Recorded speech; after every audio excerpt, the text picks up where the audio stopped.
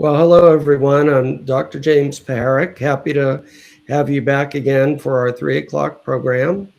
The focus of our program this afternoon is a unique one. Last year, we at the center received a donation from James Knights and his family of a remarkable set of photographs and artifacts from World War II. Jim Knights' father was an infantry soldier in the 102nd during the war, and his division just happened to arrive just as the camps were being liberated and just as the war was coming to an end. And one of the most striking parts of the collection, I should say that Harry Knights was an avid photographer, and he took photographs of everything. So we have hundreds of photographs, but probably the most striking part of the collection is a series of photographs related to an atrocity that was committed in Gardelegen, Germany, during the death marches.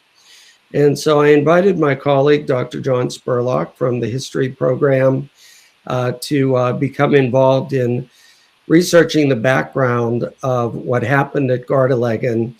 And it led into a fascinating project with Dr. Spurlock and two of his history students who did great research into not only Gardelegen, but other death marches that happened at the very end of World War II.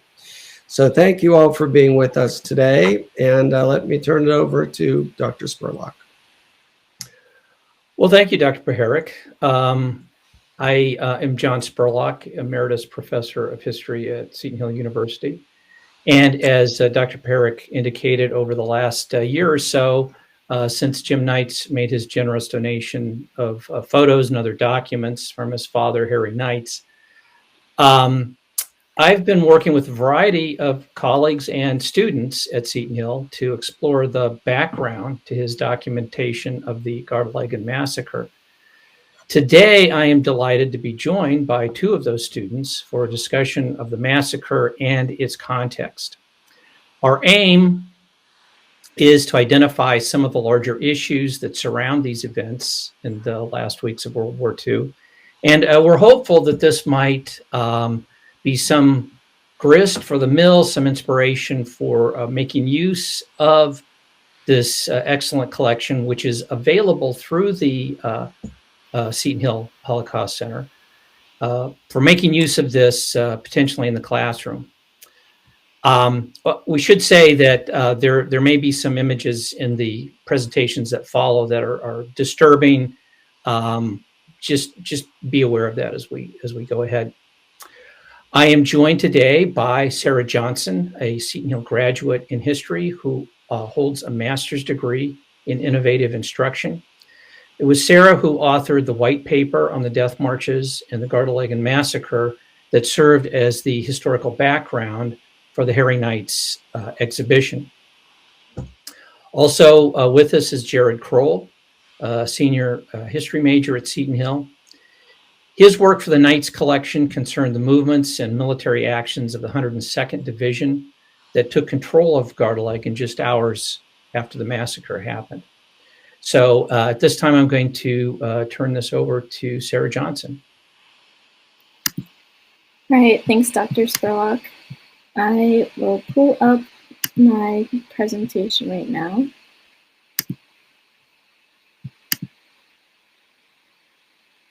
And does everybody see it? I see it on my end, so I'm pretty sure that is working. Yep.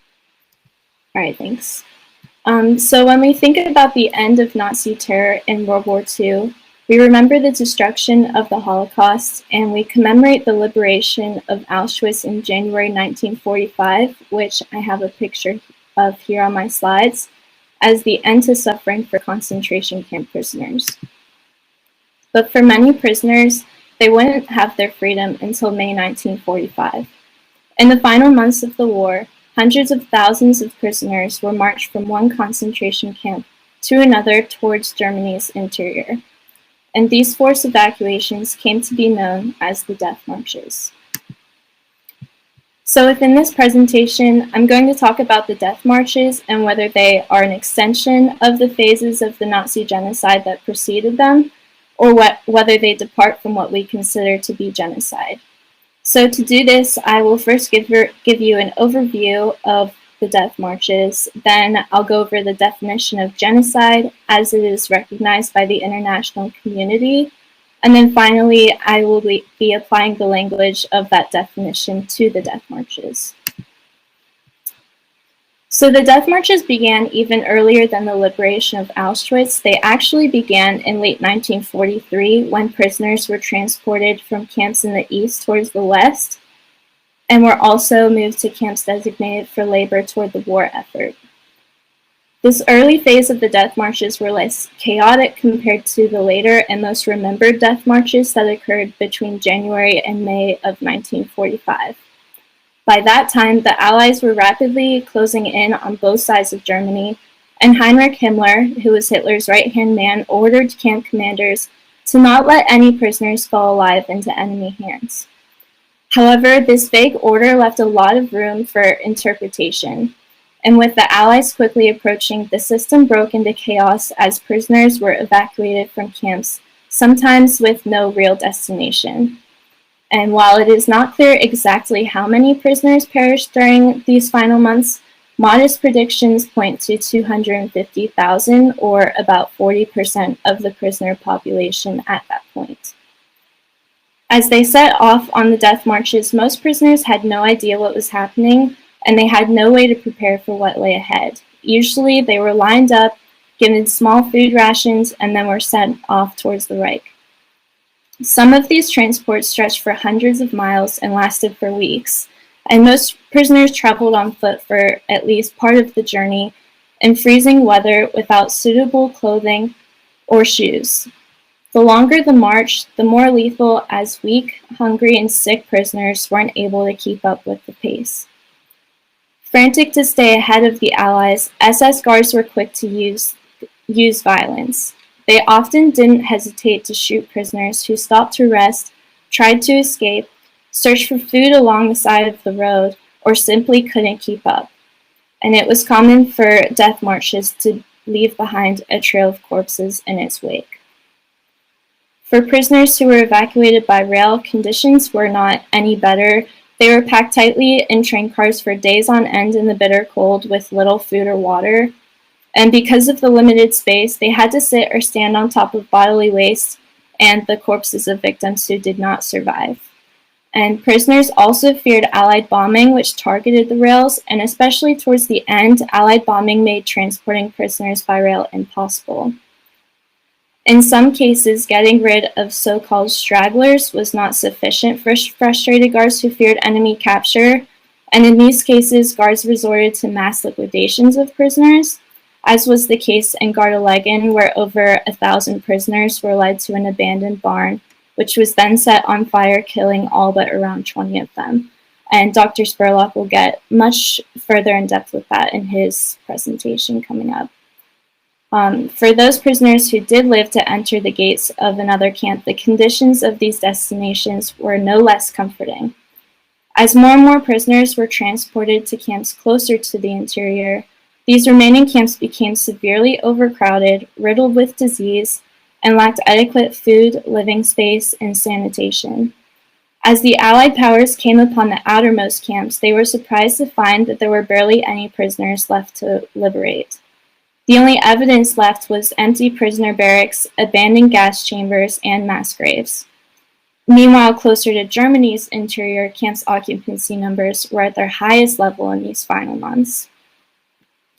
And just as death marches looked different early on compared to the final months of the war, they also varied across German-occupied territory. So in the east, SS guards were fleeing the Red Army, and their primary concern was avoiding capture and certain torture by the Soviet Army. Due to years of Nazi propaganda, coupled with prior atrocities committed against Soviets by the Germans, death marches in the east were fueled by fear of revenge by the Red Army. But such fears did not weigh as heavily on SS guards in the West who were fleeing from the British and American troops. Leaders of these death marches were driven by the anxiety of being caught committing a crime. So if prisoners fell into Allied hands, they could be used as evidence of the mass atrocities performed over the last decade by the German Nazis. So having a better understanding of the death marches, I want to bring to light the complexity of defining them within the context of mass atrocities and genocide. During the Nuremberg trials, no German Nazis were charged with genocide because it had yet to be a term recognized by the International Military Tribunal. The Genocide Convention officially became international law in 1951 as a result of the Holocaust. So therefore, we're left with trying to retrospectively decipher whether the death marches were genocide or not. And while those who committed these crimes can no longer be punished, it may bring some justice to the memories of the victims of the death marches and can help us to identify future cases.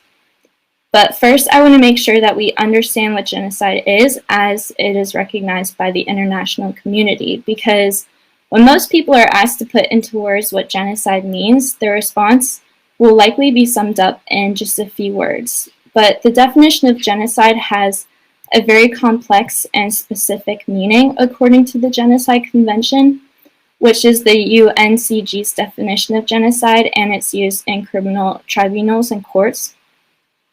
The Genocide Convention outlines criminal acts of genocide as it is accepted by the civilized world. The article that draws the most attention is Article 2, which I have pictured here, which defines genocide as, quote, any of the following acts committed with intent to destroy, in whole or in part, a national, ethnical, racial, or religious group as such, and then it goes on to list those acts. There's a lot of language to unpack here, so I'm going to break it down into 3 parts. And the first part is with intent to destroy in whole or in part. The major focus here is intent. It's easy to see intent as synonymous with motive. However, intention is different in that it is what someone plans to happen. This is different from motive, which is why someone plans to do something. It needs to be proven that the plan was to destroy the group. The second part that I'm breaking down is a national, ethnical, racial, or religious group. The language of this section very clearly has a narrowing effect on the definition of genocide. The reasoning behind this was that these 4 groups were viewed as permanent groups with members that belonged to them from birth and largely remained the same throughout their lifetime. And even though other group identities such as economic, social, political, and linguistic groups were proposed during the drafting process, they were ultimately rejected. And there has been a lot of debate over the appropriateness of these chosen groups and the rejection of others, but it was decided that the article would only include these groups because there was concern that including other groups, specifically political groups, would slow down or even prevent the passage of the convention. And because of that, the Genocide Convention is viewed as a compromise document. And then the third and final section that I will be breaking down is as such. So these 2 words, which are so easy to skim over, hold so much weight in this article. The inclusion of these words means that it is not enough for the victims to belong to one of the 4 protected groups. There also needs to exist the intention to destroy the particular group as such. For example, Jews were intended to be murdered as Jews. So with that, could the death marches be considered an act of genocide? We'll apply the language from Article 2. So with the first section, with intent to destroy in whole or in part, while the motivation of the Nazis during the death marches are clear, which was to avoid capture and hide evidence of their crimes, the intent of the Nazis in the phase of the death marches are much more blurred.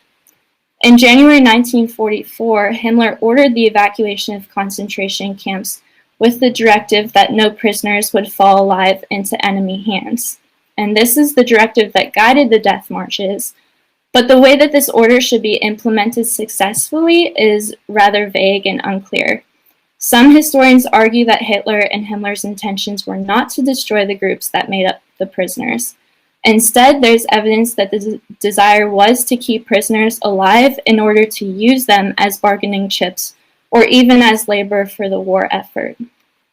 The fact that the death marches even took place seems to point to the idea that the intention was, in fact, to keep the prisoners alive.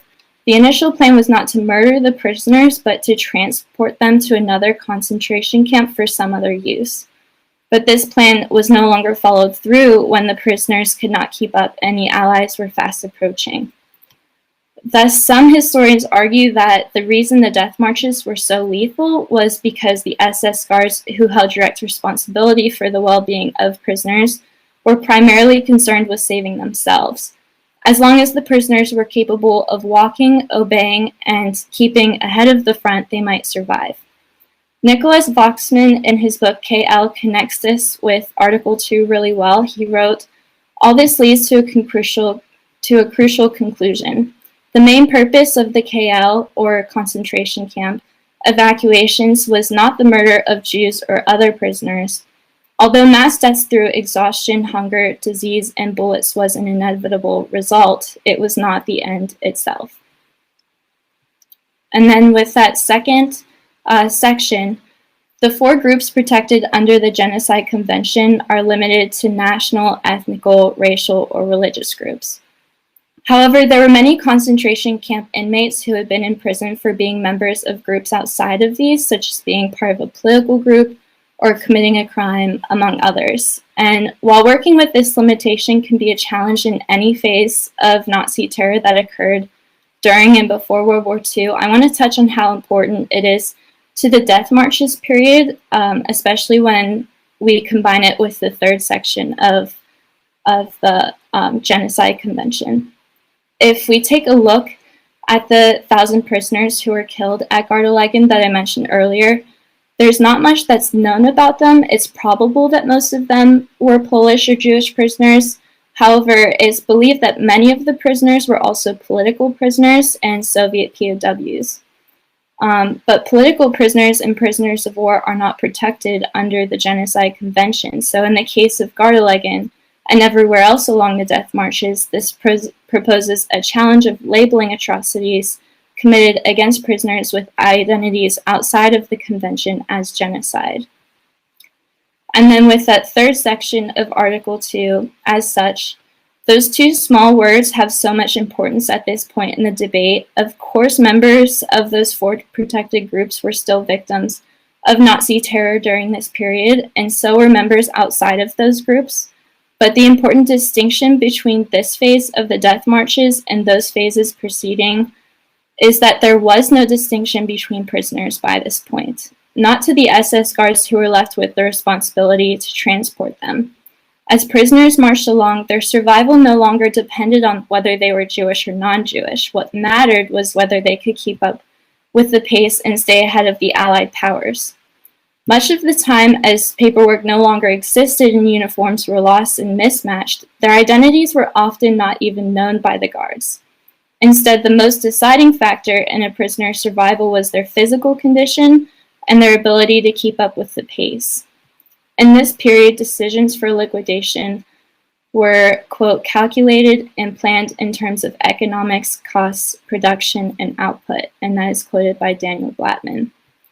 When prisoners were marched through local villages and came into contact with German civilians, the overarching identity that prisoners were given was based wholly on their identities as prisoners and the stigma that came with this. As prisoners were marched through various towns, civilians and local guards viewed them as dangerous and inferior regardless of their specific nationality, ethnicity, or religion that motivated persecution in prior phases of Nazi genocide.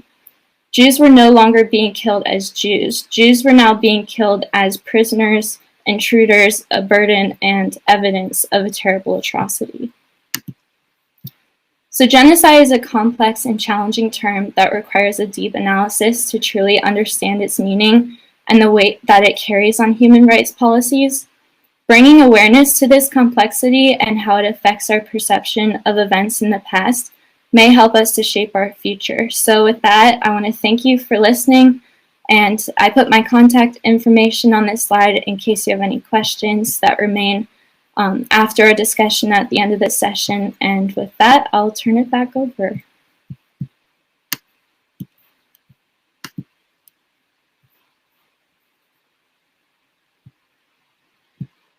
Okay, Jared, I'm going to go ahead with the screen share and see. Hope I don't blow anything up. All right.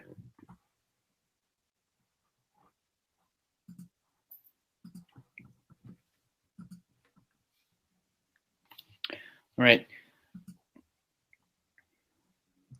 We can see your screen. Okay. So do we have it? Yeah, just I think if you hit present, then. All right. Yeah, there we go. Okay. All right. This is my presentation on the American reactions to concentration camp liberations. Next slide. The things I saw beggar description. While touring the camp, I encountered 3 men who had been inmates. I interviewed them through an interpreter. The visual evidence and verbal testimony of the starvation, cruelty, and bestiality were so overpowering as to leave me sick. In one room, there were 20 to 30 naked men killed by starvation. General Patton would not enter. He said he would get sick if he did so. This is an excerpt from General Eisenhower's account of his experience at the recently liberated camp of Buchenwald, appalled by what he found there. Now I want you to imagine it's 1945. You are an American soldier and your unit stumbles upon a concentration camp and all the horrifying sights within, such as what is on the slide here. How do you think you might react? What might be running through your head as you are overwhelmed with the evidence of great pain and suffering? While it is almost definitely impossible for us to truly know what it would have been like, we have valuable accounts and records of what it was like for those who did actually experience it. And that is what this presentation today is about. The 2 central ways in which American soldiers reacted to living through and experiencing the liberation of concentration camps. But first, establish a little background on the 3 camps I drew my evidence from: Buchenwald, Dachau, and Mauthausen. Next slide. The first camp we'll look at is Buchenwald. Opened in 1937 as a concentration camp for hardened criminals, it soon gained a reputation as one of the worst camps in Nazi Germany. Buchenwald's designation as a place for the worst criminals meant that throughout its existence, it was home to strong criminal organizations, with the communist group gaining surprising amounts of influence in camp operations. By 1944, with the evacuation of eastern camps, the prison population of Buchenwald swelled massively, reaching 90,000 inmates at its height, a number which the system was ill-equipped to handle. In the time leading up to liberation, it would have been clear to Buchenwald inmates and the guards the Allies were coming, with combat around the camp clearly audible. Many inmates feared this would lead to their liquidation, as a good number had experienced the Nazis destroying as much evidence as possible on their way out of the eastern camps. Their fears came to pass, as thousands were evacuated on death marches or murdered outright, with more than 14,000 prisoners transported out of the camp on April 9th and 10th alone, the 2 days before liberation. By midday on the 11th, most of the German guards had fled the American advance, with only the watchtowers still manned, which were later overwhelmed by prisoners, allowing American forces access to the camp with little resistance that very same day. Buchenwald was liberated by the 6th Armored, known as the Super 6th, of the U.S. Third Army. On the date of liberation, there were approximately 21,000 inmates left in Buchenwald proper. And on the slide here, you can see the outside, like the fencing and gate of Buchenwald, just menacing. On the next slide. Now on to Dachau. Opened in 1933 to hold political prisoners, Dachau was the first concentration camp operated by the Nazis. Over time, the camp's purpose expanded to include forced labor, with nearly 100 subcamps stretching throughout southern Germany, housing nearly 200,000 inmates overall throughout its time in operation. In the waning days of the war, as American forces pushed closer to the camp, the commandant of Dachau suggested turning the camp over to the Allies. This was rejected by Himmler, who, as Sarah mentioned, had just issued the infamous order that no prisoners shall fall into enemy hands. This reality meant that the remaining inmates were in immediate and pressing danger of liquidation. The 45th and 42nd Infantry Divisions stumbled upon Dachau on April 29th in pursuit of retreating German army units in the region. The 180th Regiment of the 45th Division approached Dachau from the rear, discovering a gruesome sight: 39 rail cars full of dead prisoners, who had only arrived there days prior from Buchenwald. Some had been executed with signs of gunshot wounds and beatings, though most had been neglected and left to die from disease and starvation. They've only found one single survivor. The 42nd Division also reached Dachau around the same time as the 45th, with the convergence of the two units causing a certain amount of disarray and confusion, though order eventually won the day. Overall, the 42nd and 45th were able to liberate around 32,000 inmates on April 29th. And on these images, you can see an American soldier giving rations to these former inmates on the left, and on the right, you can see a group of German SS guards being captured. They're surrendering. Next slide. Now to Mauthausen. Built in Austria next to a quarry, Mauthausen was a major destination for prisoners evacuated from the Eastern extermination camps, leading to mass overcrowding, as Sarah described, and disease on top of the already awful conditions facing existing prisoners as one of the most brutal and thus productive non-extermination slave labor camps in the Reich. While Mauthausen wasn't explicitly a death camp, being taken there was akin to a death sentence because of the awful working conditions and brutality of the guards. In the final weeks and months of the war, many of the overworked and overburdened inmates were forced to work even harder, building fortifications and defenses ahead of a possible Soviet attack into the region, and as part of the semi-mythical Nazi plan to retreat into the Alps and fight a tough mountain defense as their thousand-year Reich's dying gasp. However, as German resistance in the region and overall dissolved, it became increasingly clear there would be no such defense, and something would need to be done about the camp and its prisoners. In the lead up to the evacuation of the SS guards, the liquidation of many prisoners and evidence began, with the largest attempt to trap 22,000 prisoners underground, possibly being thwarted by resistance members cutting the wires of the explosives, though the camp commandant claims his wife convinced him not to go along with it, but there's a good possibility he was just trying to make himself look better in hindsight. Though that attempt was not successful, many thousands were still murdered by SS guards up until their departure. On May 3rd, the last members of the SS fled Mauthausen, relinquishing control of the camp to a group of 50 poorly equipped Volkssturm firefighters. 2 days later, on May 5th, a U.S. Army reconnaissance unit arrived in the nearby town and Mauthausen subcamp of Gussen, and on the day after, units of the 3rd U.S. Army finally liberated around 38,000 prisoners in Mauthausen and in the surrounding camps. And in these images, you can see the moments, just the left image, you can see the moments just after liberation. On the right, the mutilated victims of the camp. Next slide. Now, moving on to the reactions. The first distinct reaction I found, was just this overwhelming, visceral sense of disgust. It would really be an impossible task to describe just how appalling the experience of uncovering these camps would have been for these troops.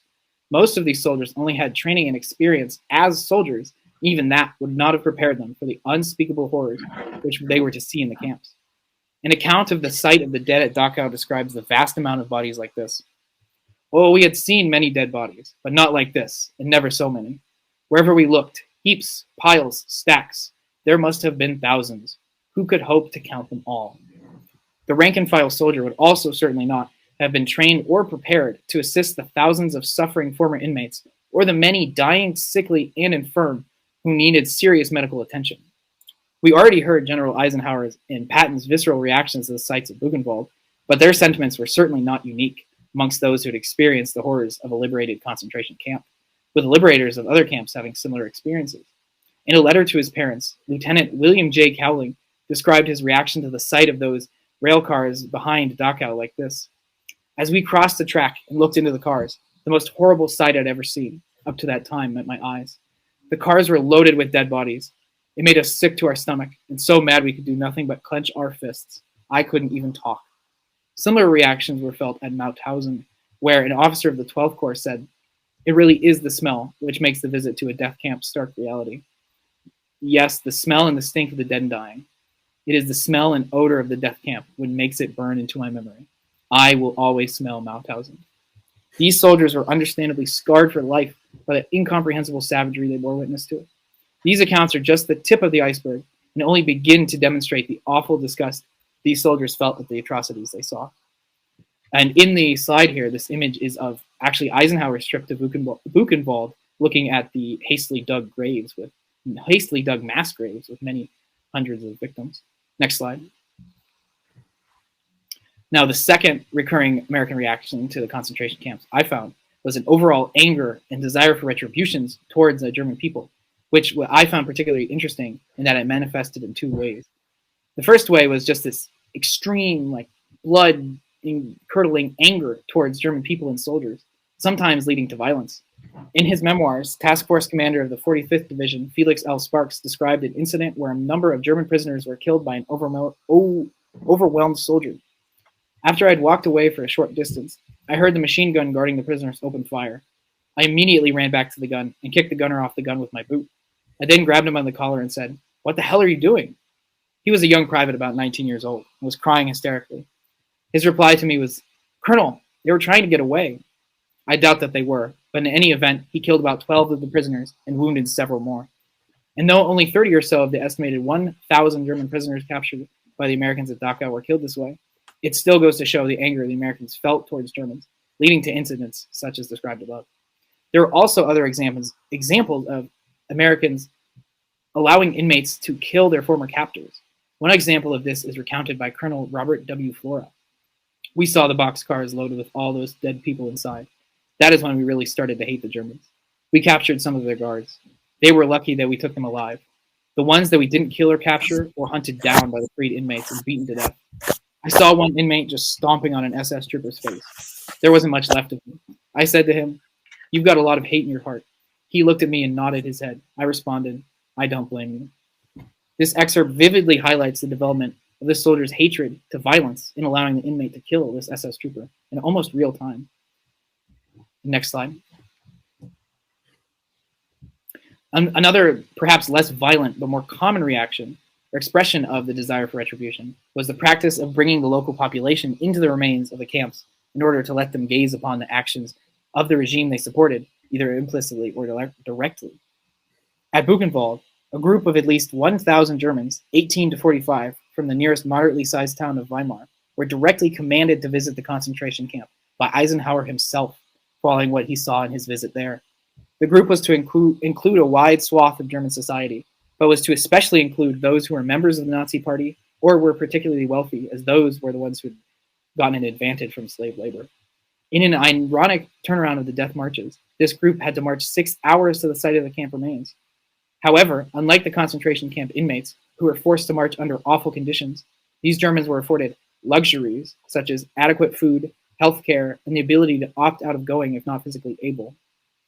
A similar practice was done at the main and subcamps of Mauthausen. At Mauthausen proper, townspeople from the actual village of Mauthausen were brought up purely to look upon the site of the camp. Captain Alexander Gotz, a member of the medical attachment to the 41st Mechanized Armored Cavalry, who helped liberate the camp, described it like this: "The townspeople of Mauthausen were brought up and given a tour of what had been taking place on the hill overlooking their homes for several years. There were emotional outbursts and hysterics. Some women fainted, and all of them denied any knowledge of the terrible things being done just above their heads. In the Mauthausen subcamp of Gussen, the town's population above 12, and a considerable number of German POWs, were forced to come to the camp in order to assist in the burial of the emaciated and gaunt former inmates. The practice of exposing German civilians to the reality of the carnage and horrors of the camp system was a common reaction for American occupiers throughout Germany, not only in the camps mentioned here. This practice also had the practical purposes of both the prospect of beginning the re-education of Nazis, especially those who had not totally grasped the brutal actions their regime were taking, and for the assistance their labor could provide the overwhelmed soldiers and aid workers in burying the many thousands of victims.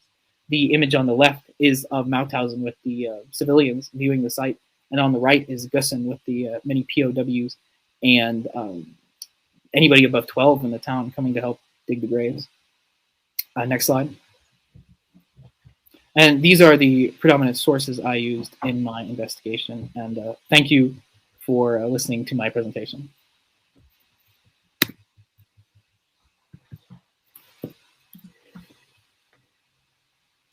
Okay, thank you, Jared. Now let's see if I can share my own screen here successfully.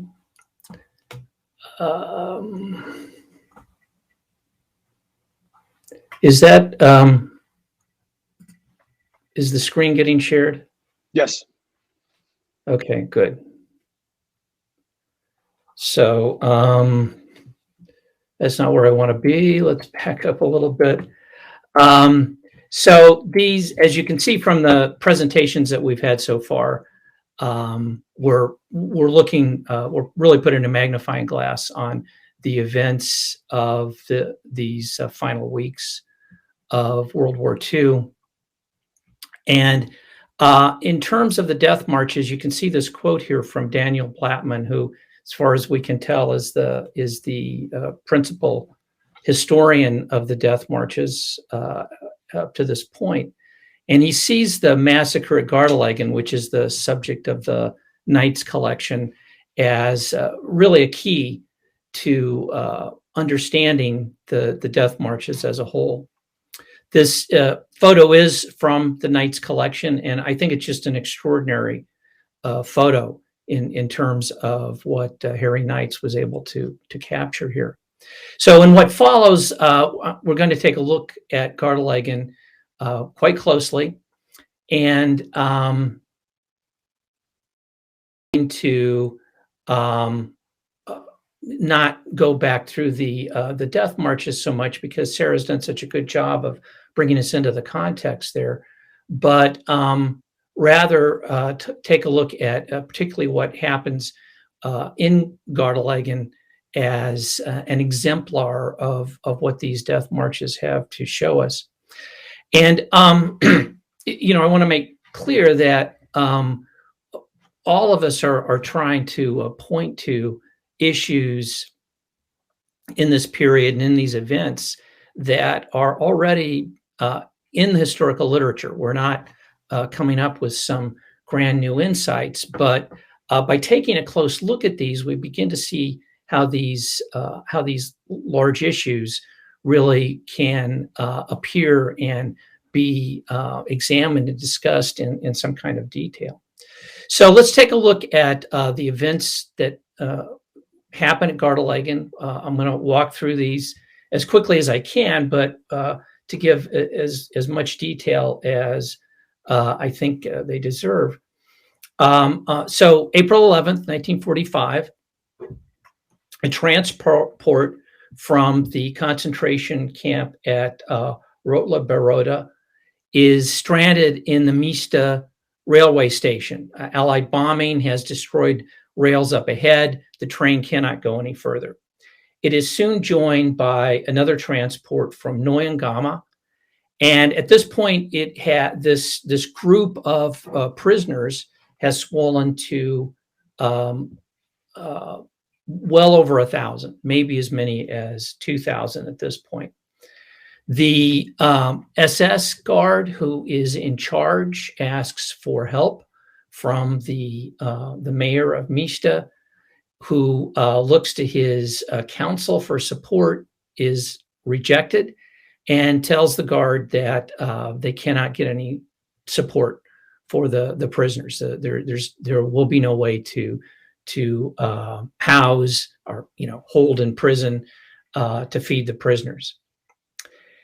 Already on April 11th, the local Kreisleiter, Gerhard Thiele, has met with local functionaries to discuss the transport.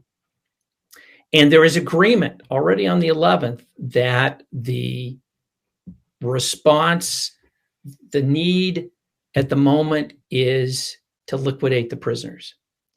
Now, Kreisleiter is a Nazi title. It's, as far as I know, doesn't exist anymore, but it replaces a county-wide executive.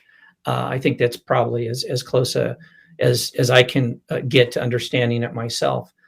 So he is the highest Nazi authority in the region, and he is going to take charge on the next day. The SS guards, meantime, whoops, let's go back here. Wow. Okay, here we are. The SS guards, meantime, are marching the prisoners toward Gardelegen, a somewhat larger town in the area. As the war is coming to an end, as Sarah's already indicated, many of the SS guards are fading away. They're disappearing. They're running off.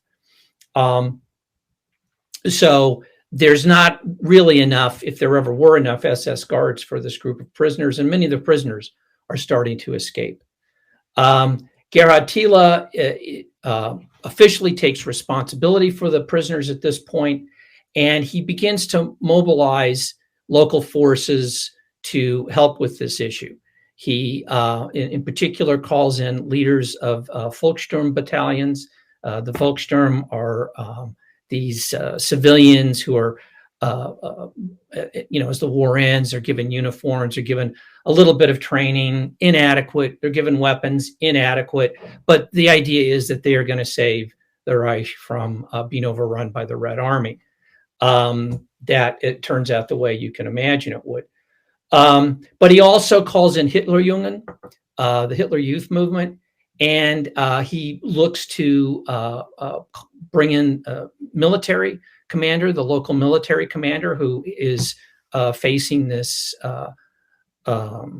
offensive by the 102nd Infantry Division, police, firefighters, anyone he can find to bolster the necessary forces to control this squad of prisoners.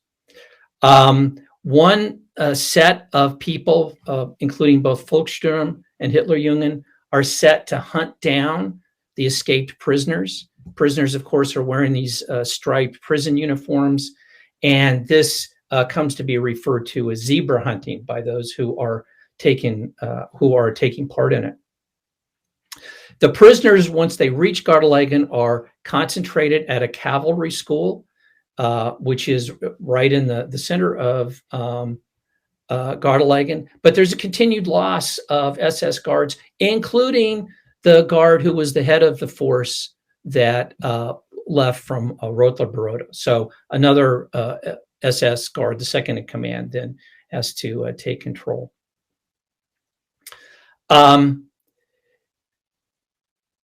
The discussion among the Volkssturm battalion leaders with Kreisleiter Thiele is again turning to the issue of what do we do with the prisoners.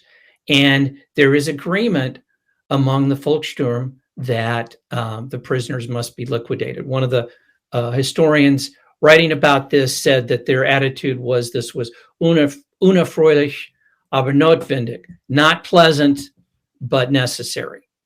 On the other hand, some of these Volkssturm battalion leaders and some of the Volkssturm members fade away. They also escape from this duty.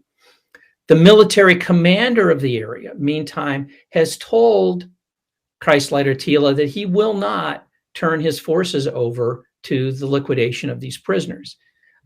His according to Daniel Blattman, his response to Thiele is, "I'm a soldier, I'm not a murderer."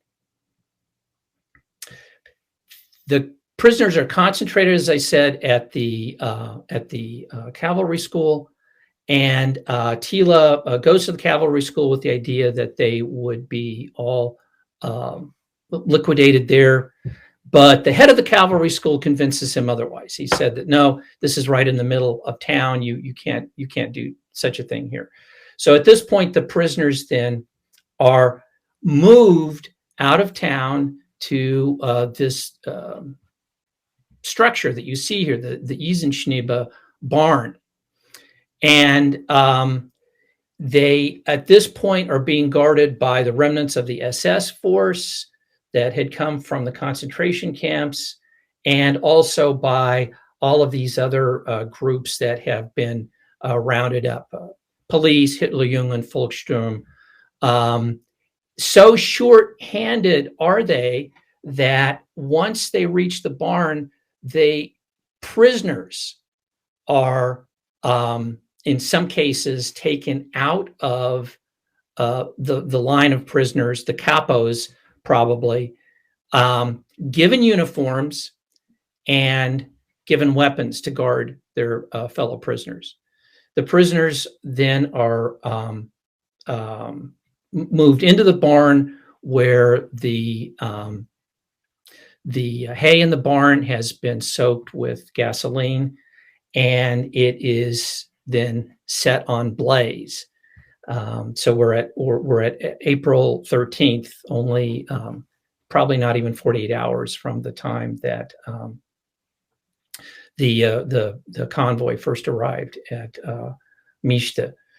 The barn is set ablaze. It's surrounded by this motley group that I have described, and those who attempt to escape are shot down, whether with pistols or rifles. Even the Panzerfaust, the anti-tank weapons that are in the possession of the forces there. And this goes on all night, as one of the historians of this wrote. The shooting continues all night. The next morning, the last of the blaze finally burns itself out, and that very morning, the local military commander surrenders to the 102nd. So these are in outline, the events of this this massacre, and we'll take a few minutes to turn to some of the key issues that I think we are moved to ask here. Some of the questions that this provokes. So, taking a look at this well-known idea of the banality of evil, I'm sure it's something that's familiar to all of you. This is a well-known quote from Alexander Solzhenitsyn. He's really not necessarily talking about the banality of evil, but he gets at this idea very well that we can't just look around and find people who are fundamentally evil to blame all of the horrors of the Holocaust or the Gulag, or other genocides for that matter, but that it is the case that it's ordinary people who are carrying this out.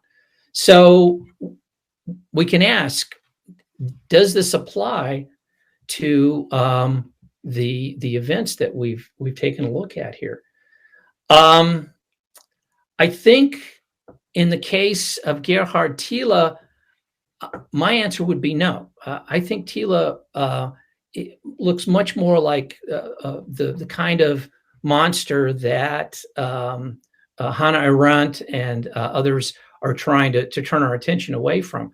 Thiele works tirelessly to make sure that these prisoners are killed. He wants to kill them. He wants to kill all of them. And everything that gets in his way, he is somehow able to get over. He's rejected by the military commander, but he still is able to find others who he can turn to carry this out. And I think he is described very well, not he personally, but the kind of person that Thiele is described very well by Yakov Lozowick in his work, Hitler's Bureaucrats. A group of people, Lozowick writes, completely aware of what they were doing. People with high ideological motivation, people of initiative and dexterity who contributed far beyond what was necessary. And I think that encapsulates the actions of Thiele very, very well. But what about others who took part in this? One of the historians, Diana Gring, writes that the people who took part in this, and she goes through this list that I've already been using here. These perpetrators were representative of the entire male population of Germany. So she's writing this to point to the general assent of large swatches of the German population in this action at Gardelegen. And she's doing it in to address the Goldhagen thesis. Those of you who may not be aware of it, Daniel Goldhagen wrote that the Holocaust can be seen as resulting from a particular brand of anti-Semitism, which had as its goal the elimination, the extermination of all Jews. This does not really seem to fit in that regard, because it's only a minority of these prisoners who are Jewish. Sarah, Jared, and I went through a list of the identities of the prisoners who were known. Only about the identities of half of them were known. And Jews are certainly a significant minority, but still a fairly small minority. As Sarah's indicated, there may have been a plurality of Poles. There may have been a plurality of Soviet prisoners of war. On the other hand, I think this does speak strongly to the extent to which the Nazi movement had socialized Germans to their ideology.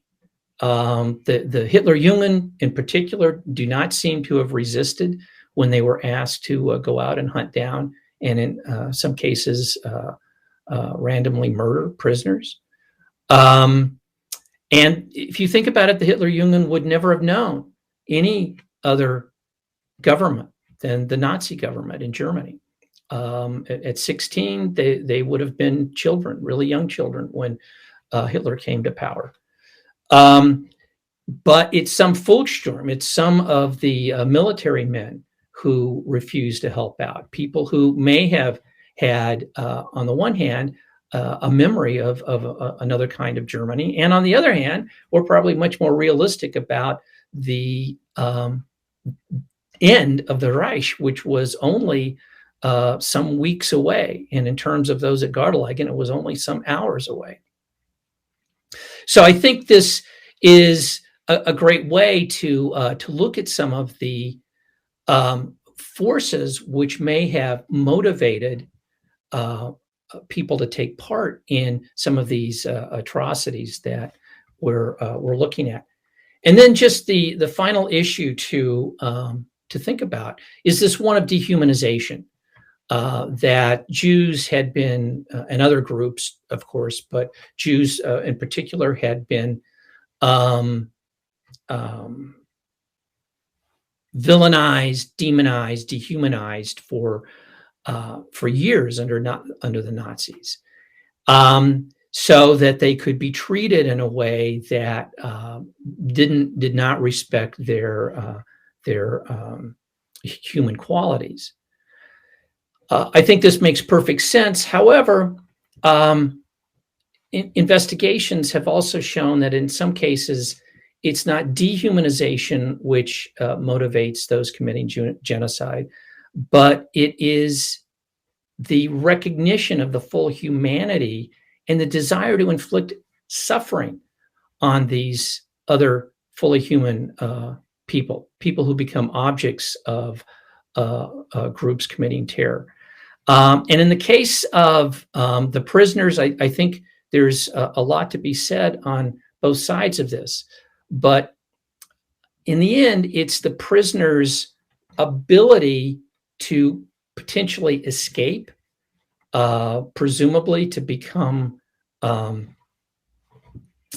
problems for the civilian population, very human qualities that motivates the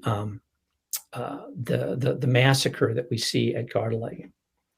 I'm going to end there, and I'm going to stop the screen share because it's going to look pretty crazy now, and have time for any questions that come up. So, Jared, you can bring yourself back into view there.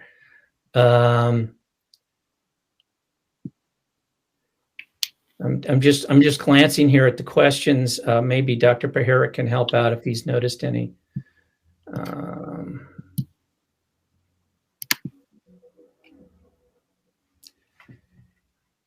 Yeah, John.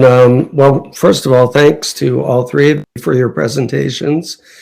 And you've really put the Knights collection in appropriate context, helping us to understand the death marches at the end of the war that the Garda-Legen massacre was part of.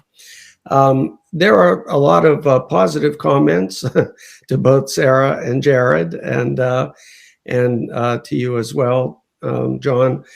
I thought maybe we could talk a little bit, though, about some of the specifics of what Harry Knights himself saw, and comments that people had. Father Glenn, for example, who was the chaplain with 102nd Division, he wrote some letters which are included in our collection, and also the officers in charge who were determined to give those bodies that they found a decent burial, and enlisted the townspeople in that enterprise. So I think we didn't maybe see some of the most shocking photographs in the collection, and that's probably just as well. But the thing that is upsetting about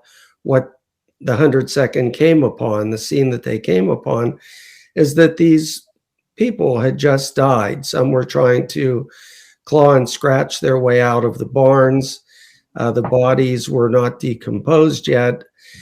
And they came across this really sickening scene of hundreds of dead people who had just been left there by the Nazis. And so what about some of the specific things that James Knights, or Harry Knights rather, took photographs of, and comments that people had about what they saw at Garda-Legen? Yeah, well, you mentioned Father Glenn. He had written that they came upon this and the bodies were still smoldering, which isn't surprising.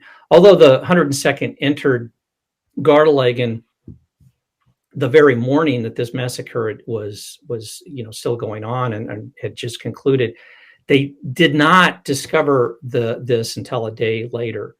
And in fact, one of the sources I read had said that they were tipped off by a Soviet unit that was in the area. But bodies still smoldering, the way you've described it, I hope everyone can either go to the NCCHE website and take a look at the exhibit, or you can come and see the exhibit on display at the Seton Hill Gallery. It's there. There'll be an event tomorrow night, but I don't know how long it'll be there, Jim. But yeah, till November 20th. Yeah. So yeah, there all of again, Father Glenn had seen a lot of action. Obviously, he wasn't a combatant, but he'd seen a lot of action by that point. Said this was the most atrocious thing he'd ever laid eyes on. So the commander of the 102nd had men from Garda-Legen come to disinter bodies from the mass grave that had been built to try to cover up what had taken place, and individually these men were all buried, and a service was held. There was an attempt to recognize everyone. So a service of Catholic, Protestant, and Jewish chaplains from the United States Army had held services. Quite a pointed speech was made to the people of Garda-Legen by one of the chaplains. The video of this, by the way, is available if anyone has an interest to see it. But there's video of these ceremonies that took place. Mm-hmm. Yeah, and to one of the points Jared made, you know, the anger that followed the discovery of these atrocities at that service you were mentioning, John. One of the statements by, it was either a chaplain or I think the military officer maybe in charge, was these are the people that you followed and admired. You thought that they were worthy of going into combat for, and look what they've done. Look at the kinds of hideous crimes they've committed. And so, you know, really tried to bring that home to the population of the region that you know, this atrocity was a hideous thing to any civilized person.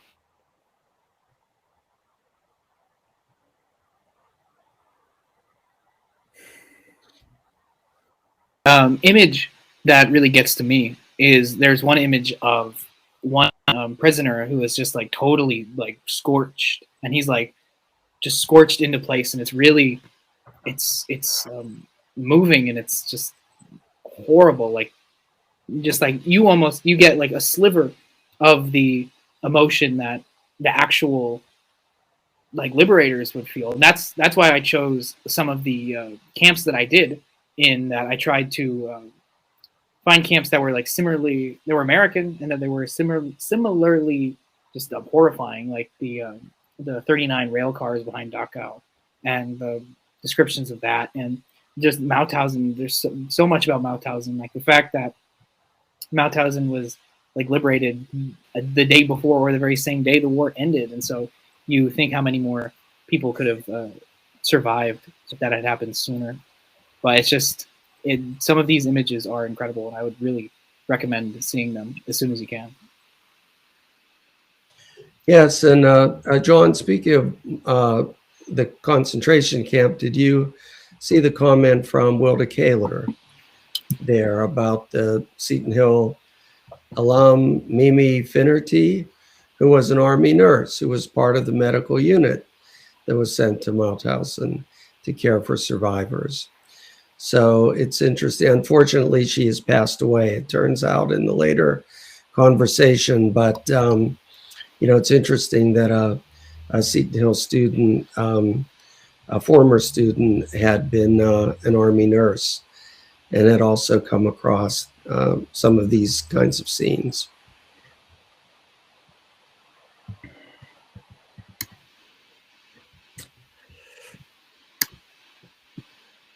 So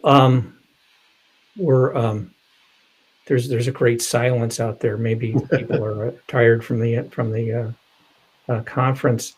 One of the things that I find interesting, and you know, there are other things we might do with it, but this massacre at Gardelegen may have been the first time that the term Holocaust was applied to Nazi atrocities. The Life magazine, I showed you the cover of it, but the Life magazine from May 7th, 1945, had pictures of liberated camps and Gardelegen, you know, so all of these horrific photos. But the one particular of Gardelegen was called the Holocaust at Gardelegen, or the Gardelegen Holocaust. So this may have been the first time that Holocaust was applied. So I think that raises, you know, an interesting issue when we're talking about definitions. I think it's important to spend some real time thinking about what we mean when we say Holocaust, a Holocaust, the Holocaust. You know, having definitions with blurry boundaries, I don't think really is very good, either in terms of having an analytical framework, but also in some kind of ethical terms. We really want to know what we're talking about when we say some of these things. And fortunately, Sarah has helped us out with her presentation regarding genocide. Yep, absolutely, absolutely. Well, I want to again thank the panel for the enlightening presentation this afternoon, and yes, for people who are in the Greensburg area, Tomorrow's Veterans Day, so it's appropriate that we remember the sacrifices of soldiers on that day especially. And it's appropriate that we have our gallery talk tomorrow evening. So at the center, we're very grateful for the donation from Jim Knights and his family. This has incredible authenticity, this collection. The original photographs, the letters, the other memorabilia, the other artifacts. One little side point is that the chaplain I mentioned, Father Glenn, stayed close with the Knights family. And he became I can imagine how much his comfort was needed during the war itself when they were uncovering scenes like this. But even after the war, he stayed connected with many of the families, including the Knights family, and to the point where he actually presided at the wedding of Jim Knights, whose father, Harry Knights, had been in the 102nd during the war. So there will be photos of Father Glenn, other members of the troop, and and other artifacts from that time on in-person exhibition in it's called the Jody Harris Art Gallery, part of the Seton Hill Arts Building in downtown Greensburg. So again, tomorrow evening at 7 is the exhibition. And Jim Knights, too, will be there to talk a little bit about his family and his father's personal feelings about what he had uncovered during his time in the war. And as we also mentioned, the photographs, many of the photographs are available online. If you go to the center's website, there's a section on the Knights collection, and it can also link to a freestanding website that we've created devoted just to the Knights collection. So please, if you're interested, if this is something you'd like to discuss in your classes or share with your students, those photographs are uploaded and available for you to use. All right, so with that, I guess we can bid everyone farewell, and just a reminder that please join us at 7 p.m. this evening for our final presentation.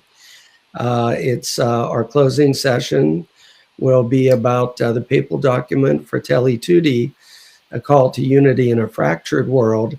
And it's a wonderful bookend, I think, to our first program, our keynote address by Dr. Amy Jo Levine. So please join us at 7 p.m. this evening if you're able to. All right, thanks everyone.